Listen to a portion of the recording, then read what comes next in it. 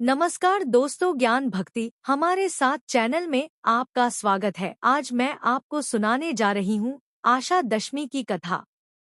इस कथा के अनुसार प्राचीन काल में निषद देश में एक राजा राज्य करते थे। उनका नाम नल था। उनके भाई पुष्कर ने द्यूत में जब उन्हें पराजित कर दिया, तब नल अपनी भार्या दमयंती के साथ राज्य से बाहर चले गए। वे प्रतिदिन एक वन से दूसरे वन भ्रमण करते रहते थे तथा केवल जल ग्रहण करके अपना जीवन निर्वाह करते थे और जनशून्य भयंकर वनों में घूमते रहते थे। एक बार राजा ने वन में स्वर्णसी कांति वाले कुछ पक्षियों को देखा। उन्हें पकड़ने की इच्छा से राजा ने उनके ऊपर वस्त्र फैलाया, परंतु वे सभी वस्त्र को लेकर आकाश में उड़ गए। इससे राजा बड़े दुखी हो गए। वे दमयंती को गहरी निद्रा में देखकर उसे उसी स्थिति में छोड़कर वहां से चले गए। जब दमयंती निद्रा से जागी तो उसने देखा कि राजा नल वहां नहीं है। राजा को वहां न पाकर वह उस घोर वन में हाहाकार करते हुए रोने लगी। महान दुख और शोक से संतप्त होकर वह नल के दर्शन की इच्छा से इधर-उधर भटकने लगी। इसी प्रकार कई दिन बीत गए और भटकते हुए वह चेदी देश में पहुंची। दमयंती वहां उन्मत्त-सी रहने लगी। वहां के छोटे छोटे शिशु उसे इस अवस्था में देख कौतुकवश घेरे रहते थे।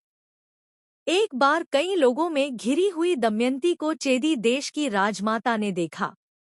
उस समय दमयंती चंद्रमा की रेखा के समान भूमि पर पड़ी हुई थी। उसका मुखमंडल प्रकाशित था। राजमाता ने उसे अपने भवन में बुलाया और पूछा, तुम कौन हो? इस पर दमयंती ने लज्जित होते हुए कहा, मैं विवाहित स्त्री हूँ। मैं न किसी के चरण धोती हूँ और न किसी का उच्छिष्ट भोजन करती हूँ। यहाँ रहते हुए कोई मुझे प्राप्त करेगा तो वह आपके द्वारा दंडनीय होगा। देवी, इसी प्रतिज्ञा के साथ मैं यहाँ रह सकती हूँ। राजमाता ने कहा, ठीक है, ऐसा ही होगा। तब दमयंती ने वहां रहना स्वीकार किया। इसी प्रकार कुछ समय व्यतीत हुआ। फिर एक ब्राह्मण दमयंती को उसके माता-पिता के घर ले आया, किंतु माता-पिता तथा भाइयों का स्नेह पाने पर भी पति के बिना वह बहुत दुखी रहती थी। एक बार दमयंती ने एक श्रेष्ठ ब्राह्मण को बुलाकर उससे पूछा, हे ब्राह्मण देवता, आप कोई ऐसा दान एवं व्रत बताएं जिससे मेरे पति मुझे प्राप्त हो जाएं। इस पर उस ब्राह्मण ने कहा, तुम मनोवांछित सिद्धि प्रदान करने वाले आशा दशमी व्रत को करो। तुम्हारे सारे दुख दूर होंगे तथा तुम्हें अपना खोया पति वापस मिल जाएगा।